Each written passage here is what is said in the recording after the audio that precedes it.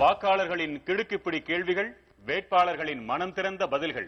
திண்டுக்கல் மக்களவை தொகுதியிலிருந்து மோதும் வேட்பாளர்களும் கணிக்கும் வாக்காளர்களும் தொடர்கிறது.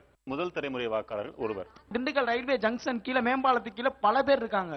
அப்படியே சாப்பாடு இல்லாம கூட அவங்க நின்றுட்டு இருக்காங்க. இரவு நேரத்துல வந்து பாத்தீங்கன்னா காவலர்களும் அவங்களை கண்டிக்கிறாங்க. அவங்க போறது கூட இடம் இல்லாம இதே திண்டுக்கல்ல ரயில்வே ஸ்டேஷன் கீழே இருக்காங்க.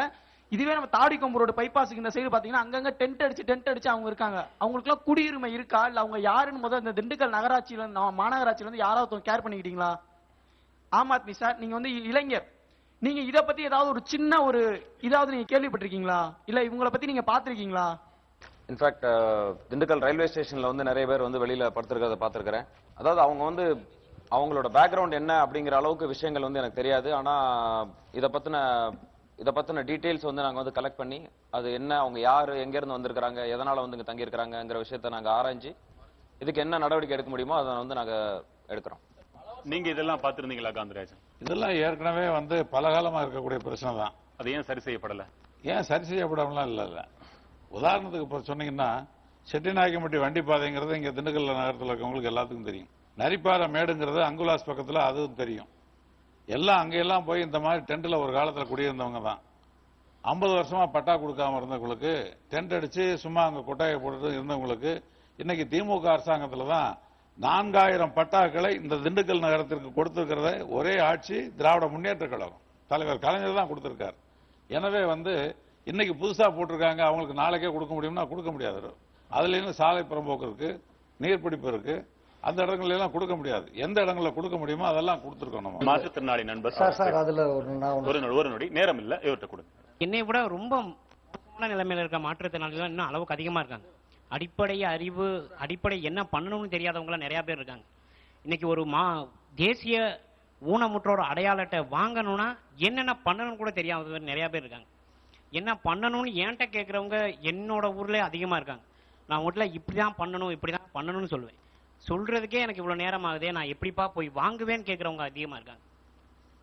அவங்களுக்குலாம் இந்த அரசுன்னு இல்ல, பொதுவா எந்த ஒரு அரசு வந்தாலும் ஒரு நல்ல விழிப்புணர்வு ஏற்படுத்துங்கிறது என்னோட வேண்டுகோள். அவர்கள் பக்கம் உங்கள் பார்வை திரும்பணுங்கிறது அவங்க எதிர்பார்ப்பு. திரும்பவே இல்லைன்னு அதுக்கு பொருள். பாண்டி, பொதுவாக இது இவர்களுக்காக ஒரு அமைப்பை ஏற்படுத்தி இந்த ஊனமுற்றோருக்கு அட்டை வாங்கி கொடுப்பது, அவர்களுக்கு அரசு அறிவித்திருக்கக்கூடிய சலுகைகளை பெற்றுக் கொடுப்பது, அதற்கான நடவடிக்கையை தொடர்ந்து எடுத்துக்கிட்டு இருக்கிறோம். திமுக வேட்பாளர் அண்ணன் காந்திராஜன் அவர்களிடம் என்னுடைய கேள்வி. நான் பழனிக்கு பக்கத்துல நெய்க்காரப்பட்டி கிராமத்திலிருந்து வர்றேன். என் பேர் ஷாஜகான். அதாவது வந்து மத்திய அரசு எப்பயுமே வந்து பார்லிமெண்ட் நிதியை ஒரு ஃபண்டு கொடுக்கறாங்க. அந்த நிதியை வச்சுட்டே நீங்க சொல்ற எல்லா செயல்பாடுகளும் செய்யறீங்க. ஆனா புதுசா வந்து அண்ணன் வந்து ஓட்டு கேட்கறப்ப ஒரு வேண்டுகோள் சொல்றீங்க. சிறப்பு நிதி நான் வாங்கிட்டு வந்து கொடுக்க முடியும், என்னால எனக்கு அரசியல் அனுபவம் இருக்கிறது, அதை வைத்துக் கொண்டு நான் நிதி வாங்கி கொண்டு வந்து உங்களுக்கு சேவை செய்வேன் சொல்றீங்க. நீங்க நினைக்கிற ஆட்சி அமைந்தால் உங்களால் வாங்க முடியும், அவ்வாறு அமையாவிட்டால் எவ்வாறு வாங்குவீர்கள்? ஏன் இந்த உத்தரவாதம் கொடுக்கிறீர்கள் எனது கேள்வி. மத்திய அரசினுடைய கல்வி நிறுவனங்களோ தொழிற்பயிற்சி நிறுவனங்களோ திண்டுக்கல் மாவட்டத்தில் இல்லை. அதை இந்த வேட்பாளர்கள் எந்த முறையில் சந்திப்பார்கள்? அதற்கு எந்த உறுதிமொழி கொடுக்க முடியும்? ஏற்கனவே இருந்தவங்க சாக்கடை கட்டித்தரோம் எல்லாத்துக்கும் சொல்லி தோண்டிய குழி தோண்டின மாதிரி தான் இருக்கு. இன்னும் அதை மூடவே இல்லை. நாங்களா மறுபடியும் மணல் வர வச்சு அந்த குழியை மூடி வச்சிருக்கோம். நீங்க ஆட்சிக்கு வந்தா அந்த குழியை மூடி சாக்கடையை உருவாக்குறதுக்கு எவ்வளவு நாள் ஆகும்? அதை மூடலைன்னா உங்களை எப்படி நாங்க அணுகி மறுபடியும் அந்த சாக்கடையை உருவாக்கி தரதுக்கு உங்கள்ட்ட நாங்க போராட முடியும்? ஃப்ரம் திண்டுக்கல் டு கோயம்புத்தூர் போகக்கூடிய அந்த ரயில்வே லைன் அமைக்கக்கூடிய அந்த திட்டம் வந்து பழனியோடு முடிவடைந்துள்ளது. கடந்த 5 ஆண்டுகளாக எந்த ஒரு நடவடிக்கையும் எடுக்கப்படவில்லை. உங்களது ஆட்சி, நீங்கள் ஆட்சிக்கு வந்தால் நீங்கள் என்ன விதமாக நடவடிக்கை எடுப்பீர்கள் என்பதை இந்த நேரத்தில் கேள்வியாக வைத்து. சார், திண்டுக்கல்ல வந்துட்டு மெடிக்கல் காலேஜ் கட்டுறா சொல்லி ரொம்ப வருஷமா சொல்லிட்டு இருக்காங்க. ஆனா இது வரைக்கும் கட்டின பாடே இல்ல. அதே போல நம்ம திண்டுக்கல் ஜிஹெச்ல வந்துட்டு 12 ஏக்கர் வந்து இருக்குது. இதுல வந்து மெடிக்கல் காலேஜ் கட்டலாம். சரி, மெடிக்கல் காலேஜ் எப்ப கட்டுவீங்க? பாட்டி, நீங்க ஒரு கேள்வி கேளுங்களேன். கூடி கட்டவங்களும் இல்ல, பிரிஞ்சு வாழ்ந்தவங்களும் இல்ல, எல்லா மக்களும் ஒற்றுமையா இருந்து நாட நல்ல முறையில வைக்கணும். ஒரு 2 பேர் உங்களை குறிவைத்தே கேட்டாங்க. சிறப்பு நிதி இன்னொன்னு கல்வி. சிறப்பு நிதி, கல்வி. சிறப்பு நிதிங்கிற ஒரு இயலாத வாக்குறுதி நீங்க ஏன் கொடுக்குறீங்கன்னு கேட்கிறேன். ஒரு உதாரணத்துக்கு சொல்றேன். நான் எம்எல்ஏவா இருந்தேன் 91, 96. எங்களுக்கு வருஷம் அலாட்மெண்ட் இந்த டிஸ்ட்ரிக்ட்னு கொடுக்கறது, ஒரு தொகுதிக்குன்னு கொடுக்கறது தனி, அது ரொட்டீனா வந்துடும். அதுபோக அந்த நிதியெல்லாம் வச்சு ஒரு காரியத்தை பண்ணிட முடியாது. அது மாதிரி நான் அன்னைக்கு டாக்டர் நாவலர் ஃபைனான்ஸ் மினிஸ்டரா இருந்தாரு. அவர்கிட்ட நான் முயற்சி பண்ணி நேரடியா பேசி அவர்கிட்டயே பேசி அன்னைக்கு ஒரு 80 லட்ச ரூபா 90 லட்ச ரூபா மொத்தமா வாங்கி ரோடுகள்லாம் போட்டேன். அது சிறப்பு நிதி தான். அதுபோல செய்திருக்கிறீங்க. அது எம்எல்ஏ இந்த வாக்குறுதியும் கொடுங்க. எம்பியா இருக்கிறப்ப ஏன் நான் போய் மத்திய அமைச்சர்கிட்ட எந்த கட்சியா இருந்தா நாங்க ஆட்சிக்கு வருவோம்னு தான் நாங்க எம்பியா நாங்க உங்ககிட்ட ஓட்டு கேட்டுட்டு இருக்கோம். நாங்க ஆட்சிக்கு வரமாட்டோம்லாம் ஓட்டு கேட்கல. அதனால ஆட்சிக்கு வந்தாலும் நாம எங்க ஆளுங்கட்சியா இருக்கிற அமைச்சர்கிட்ட நாங்க இதை பயன்படுத்துவோம், பவரை பயன்படுத்துவோம். அப்படியே இல்லைன்னா கூட நாங்க முழுமையா நம்புறோம், நாங்க தான் வருவோம்னு சொல்லிட்டு நாங்க ஆதரிக்கிறத தான் பிரதமர் வருவார்னு சொல்லி நாங்க நம்புறோம். அதனாலதான் நான் அந்த வாக்குறுதியை கொடுக்கும். அடுத்த கேள்வி யாருமா? அதான் சார், அந்த ஆட்சிக்கு வந்தா கிராமப்புறங்கள்ல கழிப்பறை ஏற்படுத்தி தர முடியுமா? அதான் எங்களோட. இப்ப அந்த வசதிகள் குறைவா இருக்கு. எவ்வளவு நாள் ஏற்படுத்தி ஆம் ஆத்மி காமன் டாய்லெட்ஸ் அப்படிங்கிறது இப்போ இது திண்டுக்கல் மாவட்டத்தில் மட்டும் இல்ல, தமிழ்நாடு அளவுல இது ஒரு மிகப்பெரிய பிரச்சனை. ஸோ இதுக்கு ஆம் ஆத்மியோட ஸ்டாண்ட் என்ன அப்படின்னா, கண்டிப்பா அந்த திறந்த வெளியில கழிப்பிடம் பண்றது தப்பு அப்படிங்கிறது தான் ஆம் ஆத்மியோட ஸ்டாண்ட். ஸோ இதுக்கு கண்டிப்பாக நாங்கள் ஆட்சிக்கு வரும் பட்சத்தில் அனைத்து கிராமங்களுக்கும் இந்த வசதிகள் செய்து தரப்படும். திரு பாண்டி, மெடிக்கல் காலேஜ் வேணும்னு கேட்டாங்க. கல்வியில் முக்கியத்துவமே வழங்கப்படுறதே இல்லையா? இல்ல அதற்காக இங்க நாங்க சட்டமன்ற உறுப்பினர் தான் தொடர்ந்து முயற்சி பண்ணிட்டு இருக்கிறாங்க. பாலபாரதி ஏற்கனவே அது அறிவிக்கப்பட்டது, அடிக்கல் நாட்டப்பட்டது. ஆனா அதற்கான நிதி எல்லாம் ஒதுக்கீடு பண்ணப்படல.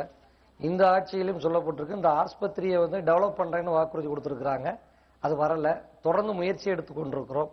நம்ம வந்தாலும் அது இந்த பொறுப்பையும் பயன்படுத்தி முயற்சி எடுப்போம் வருவதற்கு. மெடிக்கல் காலேஜ் இதுல ஒரு திருத்தம் சார். மெடிக்கல் காலேஜை பொறுத்தளவுக்கு மெடிக்கல் காலேஜ் திண்டுக்கலுக்கு வரணும்னு சொல்லி கிட்டத்தட்ட 90 கோடி ரூபாய் எஸ்டிமேட் போட்டு அதுல அடிக்கல் நாட்டப்பட்டது.